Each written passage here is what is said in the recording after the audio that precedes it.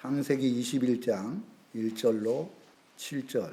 여호와께서 말씀하신 대로 사라를 돌보셨고 여호와께서 말씀하신 대로 사라에게 행하셨으므로 사라가 임신하고 하나님이 말씀하신 시기가 되어 노년의 아브라함에게 아들을 낳으니 아브라함이 그에게 태어난 아들 곧 사라가 자기에게 낳은 아들을 이름하여 이삭이라 하였고 그 아들 이삭이 난 지 8일 만에 그가 하나님이 명령하신 대로 할례를 행하였더라. 아브라함이 그의 아들 이삭이 그에게 태어날 때에 100세라. 사라가 이르되 하나님이 나를 웃게 하시니 듣는 자가 다 나와 함께 웃으리로라. 또 이르되 사라가 자식들을 젖먹이겠다고 누가 아브라함에게 말하였으려마는 아브라함의 노경에 내가 아들을 낳았도다 하니라. 아멘. 5절 6절. 이에 아브라함이 종들에게 이르되 너희는 나귀와 함께 여기서 기다리라. 내가 아이와 함께 저기 가서 예배하고 우리가 너희에게로 돌아오리라 하고 아브라함이 이에 번제 나무를 가져다가 그의 아들 이삭에게 지우고 자기는 불과 칼을 손에 들고 두 사람과 동행하더니. 아멘. 오늘 본문 말씀을 가지고 이삭으로 본 자녀 신앙의 모습, 이 제목으로 하나님의 말씀을 증거하겠습니다. 21장 1절에 보면 여호와께서 말씀하신 대로, 또 여호와께서 말씀하신 대로, 그리고 하나님이 말씀하신 시기, 말씀이 3번이나 반복돼서 나오거든요. 99세 때에 아브라함에게 내가 아들을 주겠다 이렇게 말씀을 했어요. 그러니까 아브라함이 웃었어요. 이스마엘이나 잘 키울 수 있도록 해주십시오. 100세 때 무슨 아들을 줍니까? 웃었어요. 사라도 90세 때 아들을 낳았는데 사라에게 아들을 임신할 것이다 이야기를 하니까 웃었어요. 아브라함이나 사라나 도대체가 이해 안 되는 말씀을 하신 거예요. 저는 이 성경을 보면서 만약에 여기 우리 서양란 집사님이 지금 86세인가 그렇거든요. 아들을 한 명 낳을 것이다 그러면 웃고 나한테 욕할 거예요. 왜? 도대체 이해가 안 되는 말을 하니까. 그런데 100세 때 진짜 말씀하신 대로 아들을 낳게 했어요. 그리고 사라가 의학적으로 보면 도저히 낳을 수 없는 그런 상황에서 아이를 임신을 했단 말입니다. 하나님이 함께 해주시면 못할 게 어디 있겠어요. 저는 정말 하나님의 살아계신 역사를 믿거든요. 하나님의 기쁨이 되는 그러한 자녀가 되기 위해서는 오늘 이삭을 통해서 말씀의 은혜를 받고자 합니다. 첫째는 여기 3절에 보세요. 아브라함이 그에게 태어난 아들 곧 사라가 자기에게 낳은 아들을 이름하여 이삭이라 하였고, 이삭, 이츠하크라는 히브리어를 가지고 있는데 이삭이라는 뜻은 웃음, 웃다, 흥겹다 이런 뜻을 가지고 있어요. 창세기 17장 19절에 보면 하나님께서 이삭이라고 하라 이렇게 말씀을 했어요. 사람이 지은 게 아니라, 사라가 짓거나 아브라함이 지은 것이 아니라 내가 너에게 아들을 줄 것이니까 그 이름을 이삭이라 해라. 그러니까 이삭이라는 뜻은 웃음, 웃다, 흥겹다. 내가 그 아들 이삭을 통해서 네 평생에 웃게 해주겠다. 흥겹게 해주시겠다. 감사하게 해주겠다. 이래가지고 그 아브라함, 믿음의 사람 아브라함에게 이삭의 아들을 주었어요. 요새 자녀들이 부모의 기쁨이 되는 자식이 얼마나 있겠어요. 참 찾기 힘듭니다. 진짜 찾기 힘들어요. 그리고 품 안에 있을 때만 자기 자식이지 결혼해버리고 밖으로 나가버리면 그때부터는 자식이 아니라는 거예요. 남남과 같다는 거예요. 그냥 명절 때는 한 번씩 오고 가끔가다 전화하고 그러잖아요. 그런데 하나님께서 주신 자식들은 평생의 부모님에게 기쁨이 되고 웃음이 되는 그런 축복을 누리게 된다. 진짜 이삭이 그랬고요. 예수님께서 이 땅에 태어날 때 온 세상에 큰 기쁨의 좋은 소식이라 그랬어요. 천사가 전해줬는데 누가복음 2장 10절에 보면 예수님은요 모든 인류에 기쁨을 주었어요. 마태복음 3장 17절에 보면 하나님께서 하나님의 아들인 예수님에 대해서 내 사랑하는 자요, 내 기뻐하는 자다. 참 예수님은 모든 사람들에게 큰 기쁨의 소식을 전하는 기쁨을 주었고 하나님에게는 내 사랑하는 자, 내 기뻐하는 자라 그렇게 하셨어요. 우리도 예수님 닮아야 되잖아요. 모든 사람에게 기쁨을 주는 사람.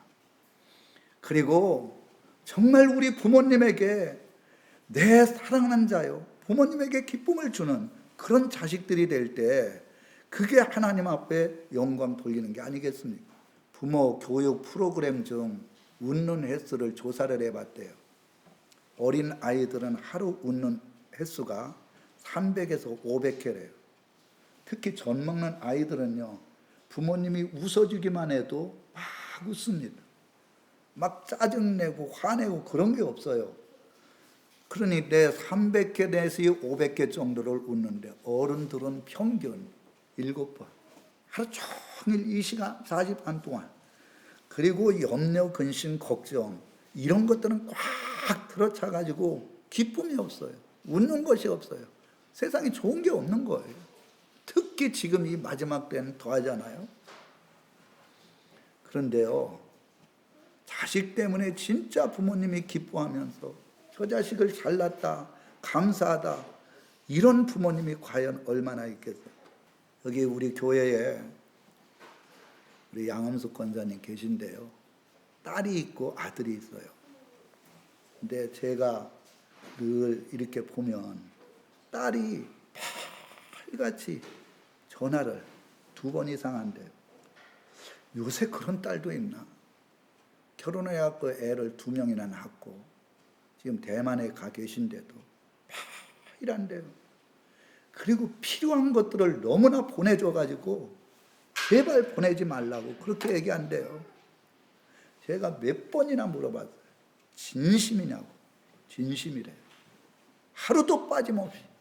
그래서 제가 참 그 딸 한 명 정말 하나님 앞에 기쁨이 되겠구나.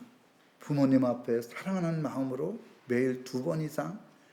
이게 쉬운 게 아니에요. 지금 대만 가 있는데도 대만에 가셔도 그렇게 2번 이상.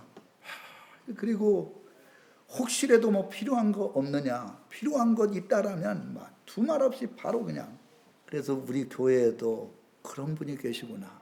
여러분들의 자녀는 어떻습니까? 매일 전화합니까? 매일 부모님 위해서 정말 부모님에게 기쁨이 됩니까? 우리 아이들이 결혼을 하면 어떻게 될까요? 부모님의 가연, 전하는 거는요 사랑이 없으면 안 됩니다. 사랑하는 사람이 생기면 부모님한테는 전화를 안 해도 사랑하는 사람과는 뭐 하루에도 7번, 1시간 이렇게 하잖아요. 사랑하기 때문에 그런 거예요. 부모님을 진심으로 사랑하고 부모님 앞에 감사한다면 어버이날이나 꽃 한 송이 달아주는 게 아니라 부모님 앞에 감사한 마음으로 전화하고 사랑하는 거예요. 여러분 성경에는 분명히 이렇게 말씀해서 항상 기뻐해라. 그리고 범사에 감사해라. 쉬지 말고 기도해라. 왜 항상 기뻐하라 그랬느냐? 하나님이 말씀했어요. 지금 안 좋은 것도 하나님이 기쁨으로 바꿔주시는 능력이 있기 때문에 주님 바라보고 기뻐하라는 거예요. 사람 바라보면 기뻐할 수 없죠. 지금 안 좋은 그런 남편과의 관계가 있고 자식과의 관계가 있더라도 하나님 앞에 기도하면 하나님이 그 자식을 통해서 남편을 통해서 아내를 통해서 기뻐할 수 있는 은혜를 베풀어 주신다는 거예요. 감사가 없더라도 하나님 앞에 기도하면 하나님은 전능하시잖아요. 감사가 넘칠 수 있도록 합력해서 선을 이루어주기 때문에 우리는 항상 기뻐해야 될 줄 믿습니다. 항상 감사해야 될 줄 믿습니다. 힘들고 어려워도 하나님이 함께 해주시면 염려, 근심, 걱정이 다 바뀌어서 감사가 있고 기쁨으로 바뀌는 역사가 일어난다. 이런 생각을 가지고 하나님 앞에 기도하면 하나님께서 반드시 그런 은혜를 베풀어 주신다는 거예요. 부모님들이, 어른들이 하루에 7회 내지 10회 정도만 웃는다는 거예요. 그것도 기쁨으로 웃는 게 아니라 이제는 어린아이들과 같이 수백 번 웃는 그런 믿음의 성도님들 되시기를 주님의 이름으로 축원합니다. 두 번째로는 여기에 보면 번제나무를 치고 모리아 산에 올랐다. 22장에 그랬어요. 아마 여기에 이삭이요 14세 정도 됐어요. 14세에서 16세 뭐 다 이렇게 풀이하는 게 다른데, 근데 번제나무를 치고 모리아 산에 올랐다는 것은 부모님에게 온전히 순종한 자녀의 모습이에요. 여기 지우고 이 뜻은 그 뭡니까? 등어리에다가 번제나무를 얹혀주고 명령을 했어요. 지고 가라. 3일 동안. 3일 동안. 그러니까 이 아이가 14세에서 16세 되는데 번제나무, 그 번제는 불을 태워가지고 그 양이나 염소를 갖다가 온전히 태워드리는 건데 그 나무가 그 양이나 아니면은 거기에 송아지를 태운다면 많은 그런 나무가 필요할 거 아닙니까? 그거를 가지고 아버지 아브라함이 지은 게 아니라 아들에게 이제 14살, 16살 되는 그 아이에게 지우고 네가 지고 가라고 얘기를 했어요. 왜 그 아이에게 지고 가라 그러느냐? 이 아이를 모리아산에 가서 번제로 드리래요. 저는 이 생각을 늘 하거든요. 지금 14세에서 16세 정도 가장 아이가 아름답게 보이고 그리고 커가는 과정에 있는데 갔다가 목 자르고 손 자르고 다리 자르고 배를 갈라서 내장하고 그리고는 온전히 그 아들을 태워서 드려라. 하나님 앞에 막 원망할 수도 있을 거예요. 근데 창세기 22장에 읽어보면 이 아이를 번제로 드리고 다시 이 아이와 함께 오겠다 이렇게 말씀을 해놨어요. 그러니까 자기의 아들 이삭을 번제로 드린다 해도 하나님이 다시 살려주실 걸 믿고 또 더 좋은 아이로 하나님이 축복해 주실 줄 믿고 갔다가 번제로 드리려고 했던 거예요. 왜? 100세 때 아들을 낳지를 못하는데 아들을 줬잖아요. 90세 때 아이를 임신하지 못하는데 경수가 떨어졌는데도 그 아이를 임신했잖아요. 이건 하나님의 자녀다. 이건 하나님이 주신 것이다. 내가 육신으로 힘써갖고 난 게 아니라 하나님이 이 아이를 통해서 영광을 받으시기 위해서 주셨다. 그러면 모리아산에 한 장소에 가서 번제로 드리라 할 때 번제로 드리면 하나님이 반드시 더 큰 은혜로 베풀어 주실 것이다. 이렇게 하고 믿음으로 드린 거예요. 또 생각을 해보세요. 이제 아이를 묶었어요. 진짜 묶었어요. 어디다 묶었느냐? 그 번제 단에다가 묶었을 거 아닙니까? 그리고 그 밑에다가 나무를 막 쌓아놨어요. 그리고 칼을 들었어요. 여기 칼. 그리고 불을 가져갔다 그랬는데 칼로 어디부터 찌릅니까? 목부터 찌르는 거예요. 그거를 이삭이 봤을 거 아닙니까? 그러면 14살이나 16살 되면 벌떡 일어나서 도망가야 되지 않습니까? 죽이려고 하는데 아버지가 완전히 미쳐도 정신 나간 사람이지 나를 갖다 칼로 죽이고 그런다고. 그런데 이 이삭은 꼼짝을 안 했어요. 그 아버지가 칼을 들고 치려고 할 때에도 아버지의 앞에 온전히 순종하면서 자기의 몸을 맡긴 겁니다. 이게 부모님에게 순종하는 신앙이에요. 아버지가 나무를 지우라라면 지웠고 그것도 3일씩이나 걸어가지고 모리아산에 갈 때까지 무거운 것도 원망불평하지 아니하고 지고 갔고 아버지가 칼을 들고 그 아이를 죽이려고 할 때도 그 아버지의 뜻대로 온전히 순종한 사람이 이삭입니다. 마태복음 26장 42절에 보면 예수님께서 땀방울이 핏방울이 되도록 기도하시고 난 뒤에 이런 말씀을 했어요. 나의 원대로 마옵시고 아버지의 뜻대로 하십시오. 아버지의 뜻은 십자가에 달려 죽는 거예요. 정말 하나님 앞에 기도했지만 제가 십자가에 달려 죽는 것이 아버지의 뜻이라면 가시면류관 쓰고 그리고 십자가에 달려서 6시간 동안 그렇게 고통을 당하고 창으로 배를 찔러서 피와 물을 다 빼고 난 뒤에 그렇게 죽는다 그래도 아버지의 뜻대로 하옵소서. 이게 예수님의 마지막 간구였어요. 예수님은 진짜 죽기까지 순종했어요. 믿음의 주 온전케 하신 예수를 바라보라. 너희 안에 이 마음을 품으라. 곧 예수 그리스도의 마음이에요. 예수님은 한 번도 불순종이 없어요. 다 하나님의 말씀하신 그 말씀대로 온전히 순종한 사람이 예수님이에요. 근데 우리는 부모님에게 너무 불순종하거든요. 오히려 부모님이 무슨 얘기를 하면 기분 나쁘게 들어요. 존 에슬러의 어머니 수잔나, 아이가 몇 명이었습니까? 14명인가 그렇죠. 야, 요새 한 명 키우기도 힘든데 10몇 명씩 나가지고 그 자녀들을 키운다는 게 이게 보통적이가 아닙니다. 그런데 그 아이들이 한 명도 비뚤어지지 아니하고 다 훌륭한 사람이 됐어요. 목사님이 3명, 상원 의원, 하원 의원, 하여간 공무원 이래갖고 다 잘된 자식이 됐는데 그 교육 방법이 뭐냐? 아이들이 거짓말하거나 도적질했거나 순종하지 않거나 싸움을 했거나 이럴 땐 반드시 그 아이를 불러가지고 굉장히 책망을 했다는 거예요. 한 번도 그냥 눈 감아 본 적이 없다는 거예요. 너 왜 거짓말하냐? 너 오늘 네가 거짓말했으니까 거짓말한 대가로 네가 징계를 받아야 된다. 그래갖고 죄를 지은 만큼 그 아이들에게 징계를 줬다는 거예요. 근데 부모님의 말에 순종하고 복종하면서 좋은 일을 할 때는 정말 칭찬해주고 그 아이에게 상급을 주고 그리고 그 아이가 기뻐할 수 있도록 그렇게 부모님이 대우를 해줬다는 거예요. 이게 교육 방법이라는 겁니다. 성경에 엘리 대제사장이 나와요. 그 아들 2명이 음란한 행위를 하고 제사 있는 거 좋은 고기를 다 먹고 그러는데도 책망을 하지 않았어요. 하나님은 그것을 굉장히 기뻐하지 않으셨어요.